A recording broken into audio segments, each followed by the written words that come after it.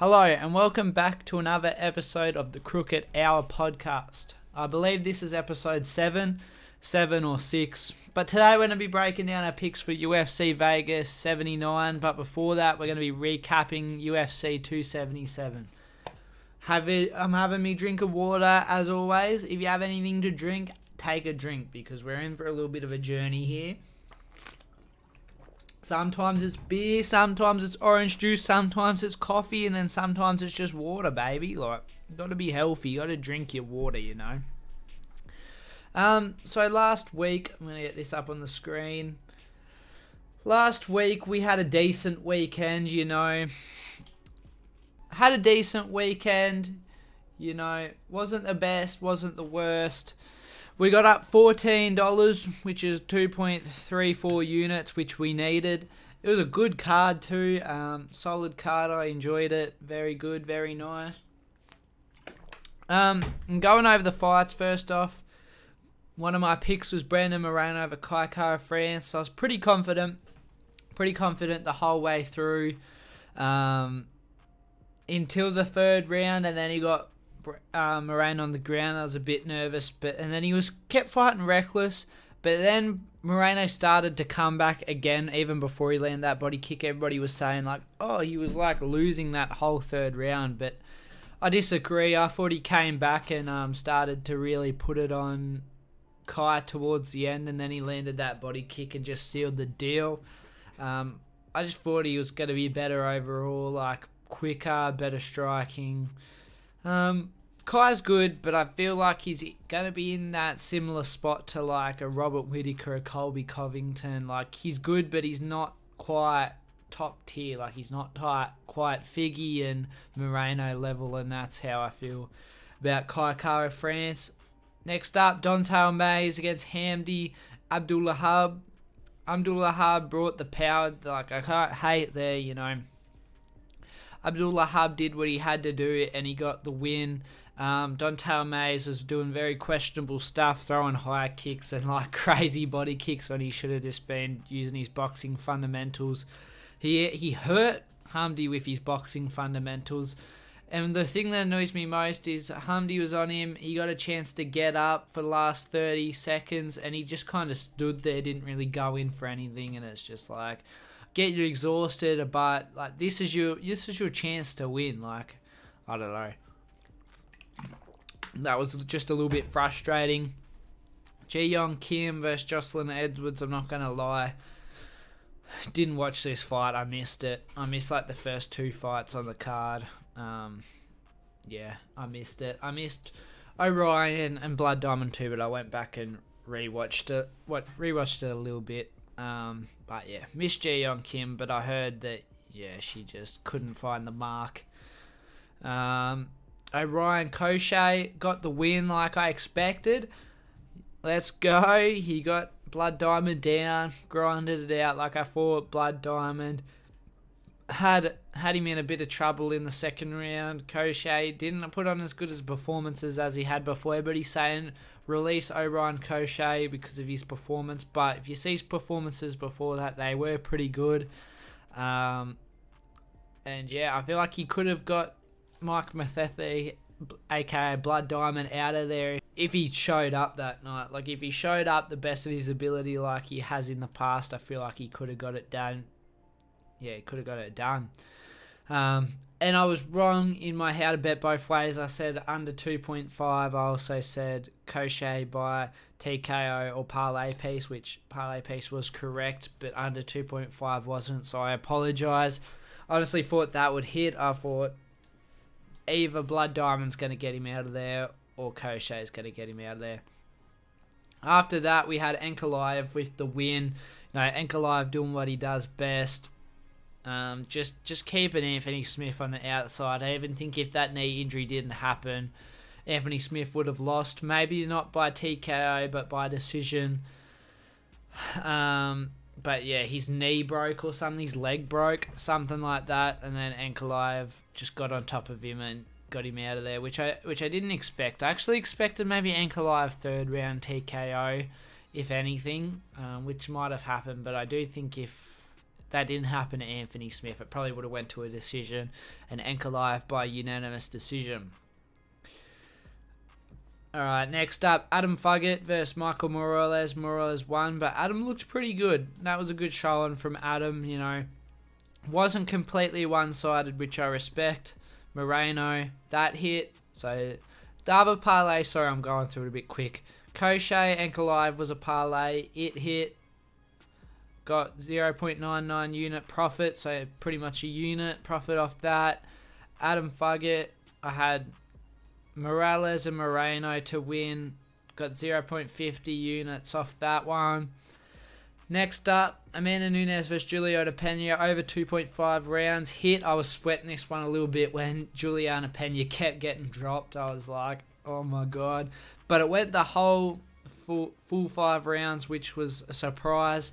I'm glad this one hit. I was sweating a little bit. Got 0.75 units off that.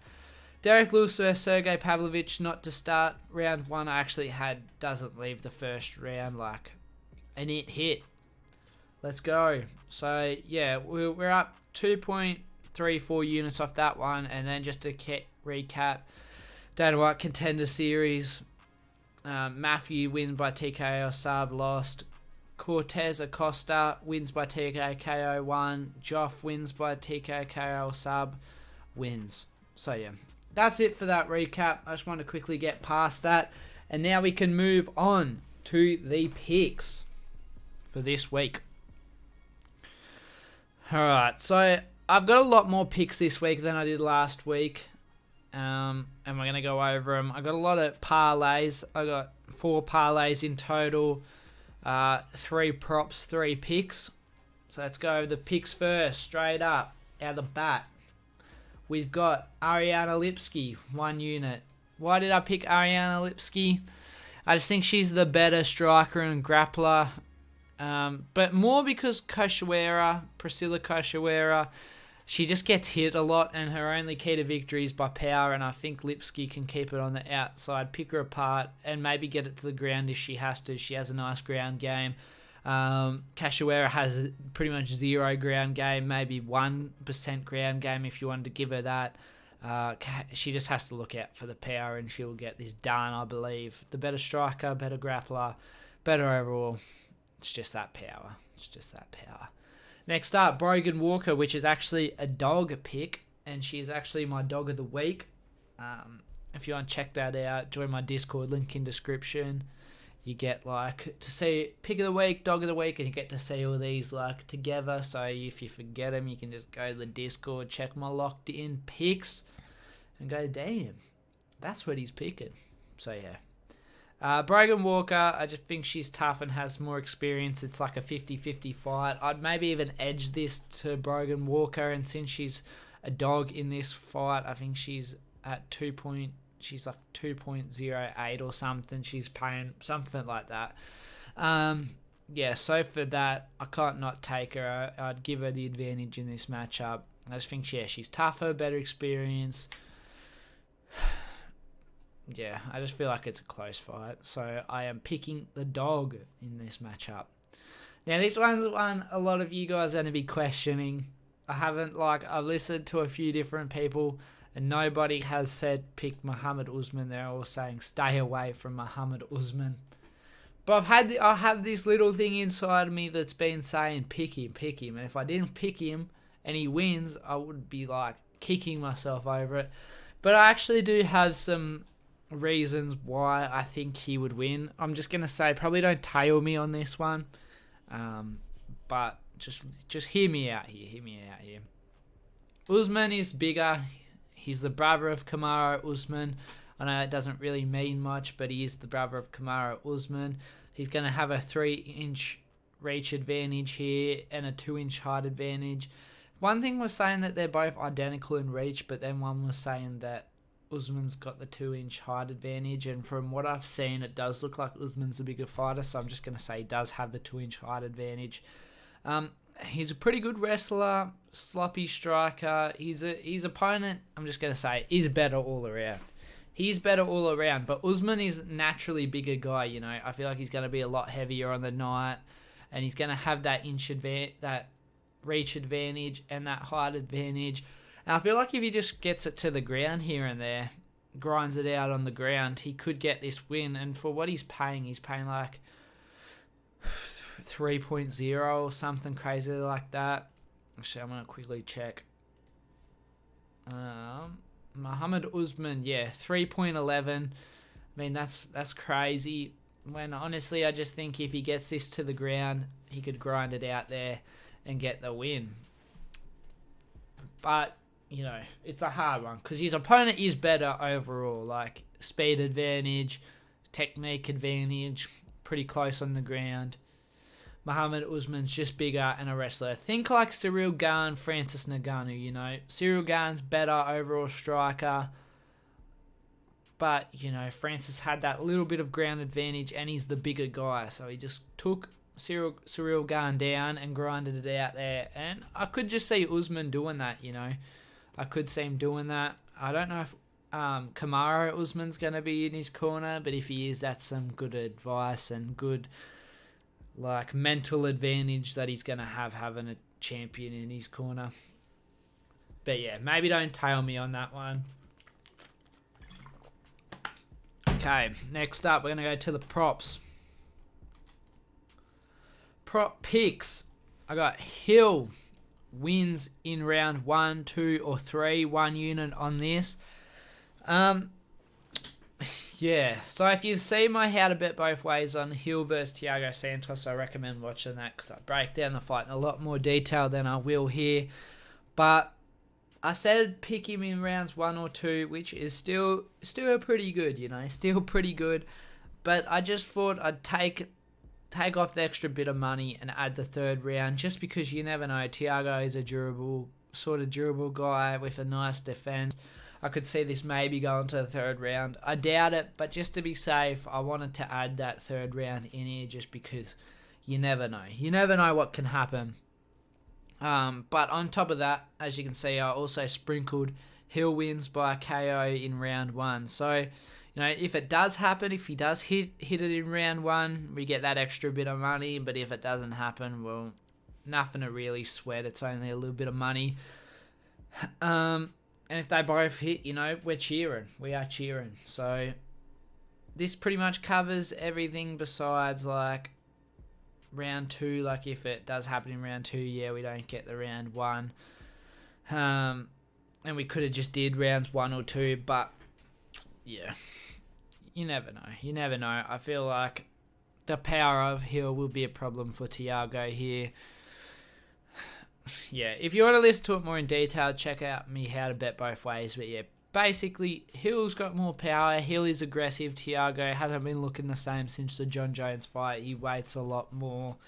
And Hill just doesn't wait. Hill's going to be coming in. Sure, Hill can get clipped, but Hill's got the reach advantage. Hill's got the power advantage. He's got the youth advantage. I feel like if they get into a firefight, Hill is more likely to come out successful. So yeah, so I've got Hill wins in round 1, 2, or 3, 1 unit on that. Hill wins by a KO in round 1, 0.33 units on that, which is like $2 bet. Next up, Quinlan wins by TKO KO. He's just fighting a really chinny wrestler. It's going to be up to the wrestler in... What's his opponent's name? I can't remember off the top of my head.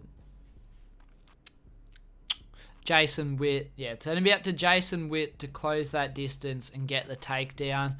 And I just feel like on the way in, he could get clipped. And he's very chinny. He's got like the worst chin in the UFC. Quinlan does have some power, does have some knockouts under his belt. Could just see him getting it done early here, probably the first round. But I'm not going to bet that just in case. Just in case Quinlan does get it down and wrestles it for 1 round, you know, we still have that other 2 rounds that, you know, Quinlan can catch his opponent in Jason Witt. Did I say Quinlan will wrestle? I meant Jason Witt will wrestle. Yeah. So Quinlan by TKO 0.83 units. Let's hope that one cashes in. Next up, we're going to our parlays. As I said, we've got 4 parlays First parlay is a 2-leg parlay. Pretty simple. It's actually what I've got my most units on, actually. Pays 1.90, 1.33 units on it. Got Hill to win, just his money line, and Battle to win, Brian Battle to win. I just feel like, as I said about Hill, I feel like he's most likely going to win those first 3 rounds, but somehow if he wins a decision, at least we got him to win in this parlay. I've also got Battle to win.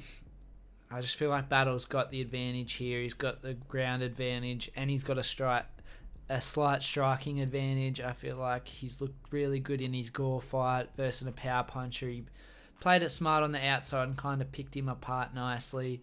Didn't go to the ground, but he can go to the ground. I wouldn't be surprised if he got a submission here, but I'm just going to play his money line because, as I always say, you never know. Next up, 4-leg parlay. Pays 1.90, 0.83 units. Now, this is the big one. 4-legger. Only play this if you're feeling confident. If you fucking have balls of steel and you want to fucking ride at home. I apologise for swearing so much. But if you want to try and ride this one home, got Battle to win, McKinney to win, Lipsky to win, and Hill to win. Battle, as I said above, McKinney, he's like the biggest favourite on this card. Probably going to get it done in round 1, I would say. They kind of just fed him an easy fight here in Gonzalez. I feel like he's just going to get it done. Pretty simple. Either by TKO or submission if you want to know. But, yeah, I just feel like he's going to get it done. Adds a little juice to the parlay. Surely this pays more than 1.90. Let me check this. Yeah, it's got a... I think I made a mistake. Let me check. Yeah, it actually pays out at 3.13. So don't listen to that. 3.13. So it's a lot better than what you're seeing. You're probably sitting there like, what?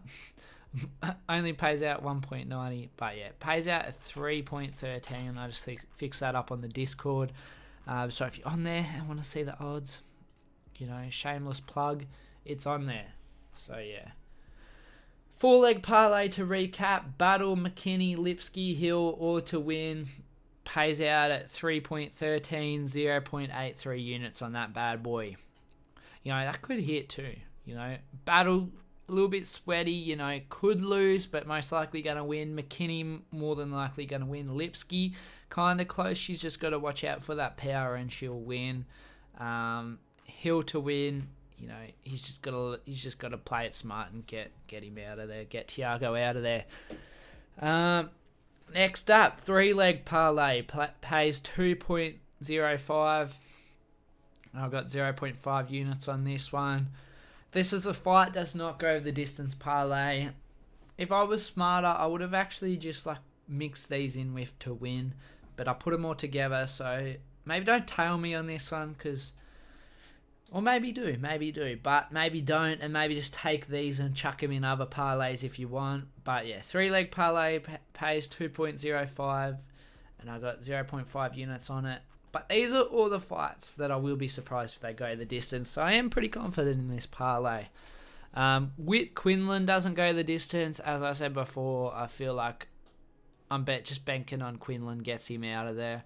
Witt probably won't get Quinlan out of there. If Witt does win, it'll probably be by decision.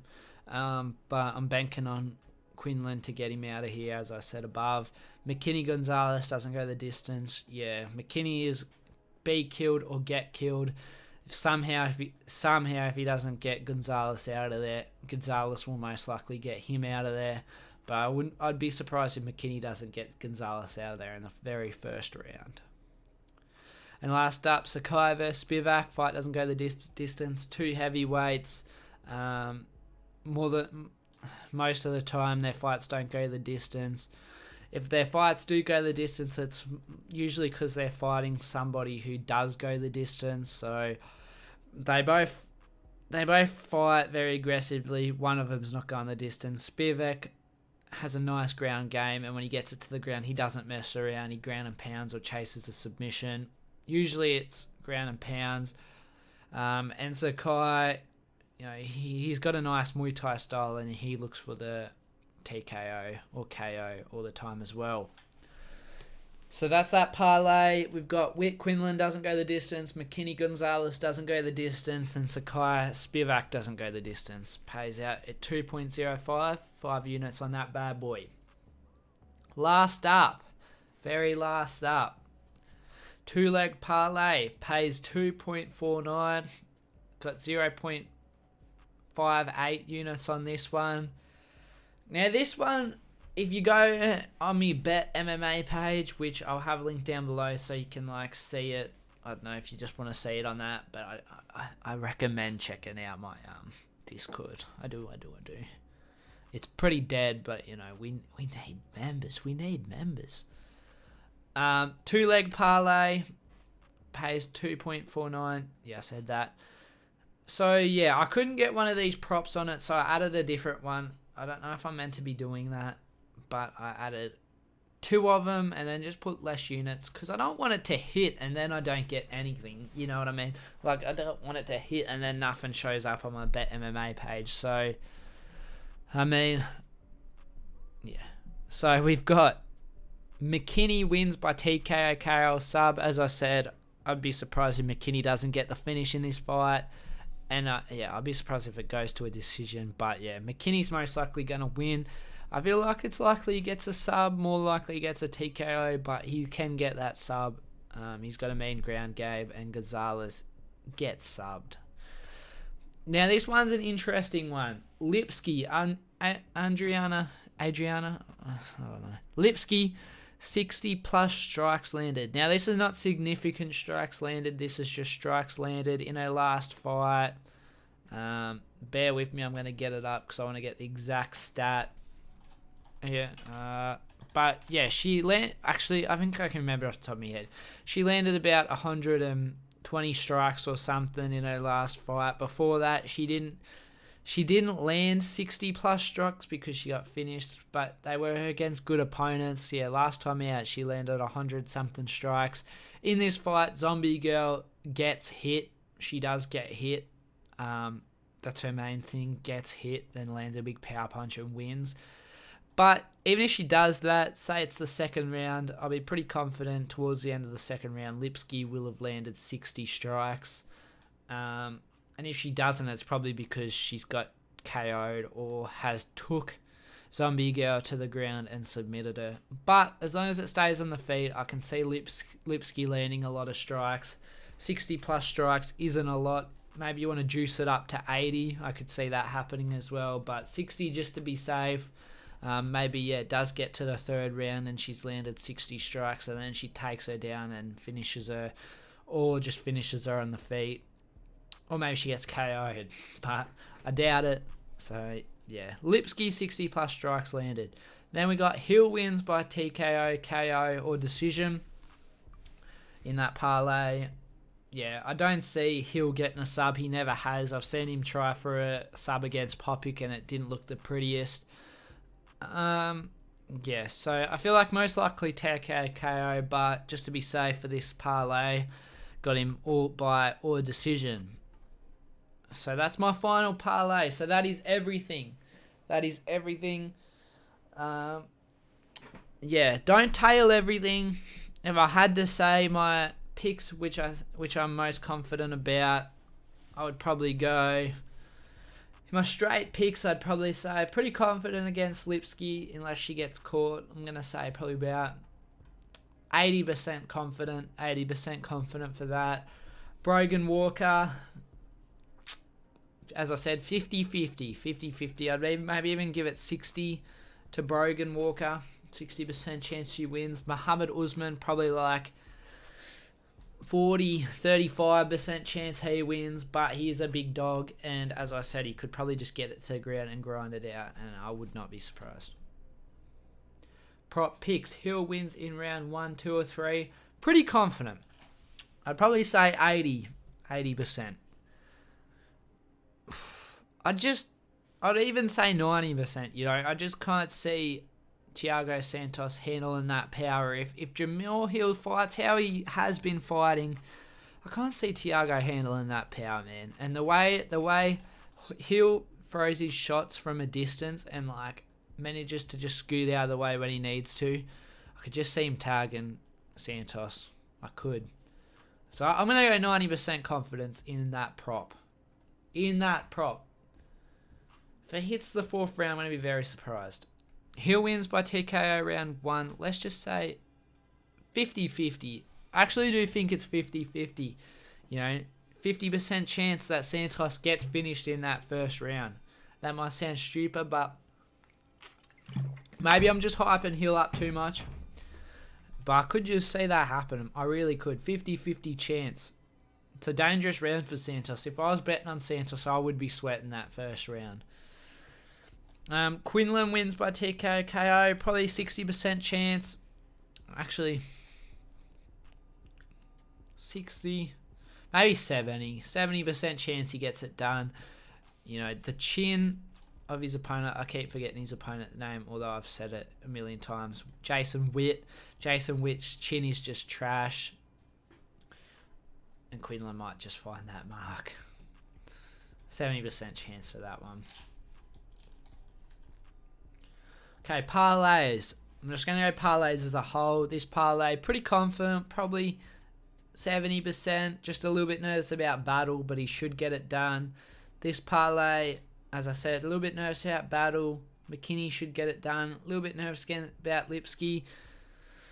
Probably say 45, nearly halfway, but with this many legs, you never know what can happen. Only one of these legs has to fall out, so 45. This parlay, probably about 40, it just takes one of these fights. It just takes Witt to grind this one out to a decision by his wrestling. Just takes Spivak to get it to the ground and not find his TKO or submission. Just takes McKinney trying to finish Gonzalez and somehow not doing it and getting gassed, and then they just have this little slug fight to the end of the fight. Not likely going to happen, but yeah, I'd say about 40%. Then this one, I'm pretty confident, probably about 50. Lipsky needs to land those 60 strikes. McKinney needs to win by TKO sub. Hill needs to win by TKO decision. Anyway, what are we up to? Nearly up to 30-minute podcast, baby. We're hitting this. I'll probably leave time codes. Oh, it's too late now, but yeah. I'll probably leave time codes, so there's no point even saying that. I'm just realising there's no point saying that, because if you've got this far, you've probably watched the whole video. Or maybe you've skipped to a time code. How about that? Anyway, I need to go carry on with my day. I just wanted to get this out here. My picks podcast is out. Be sure to check out my How to Bet Both Ways if you want more detail into Hill versus Santos. I do a little breakdown as well. But yeah, change that 1 or 2 rounds to 1 or 2 or 3 rounds for Hill to win by KO. And yeah, that's about it. That is about it. I hope you guys enjoyed. And yeah, be sure to join my Discord, link in the description. Be sure to follow my Twitter. And I should have my Bet MMA page down there in the description this time as well. So yeah, hope you all enjoyed. And yeah, peace out.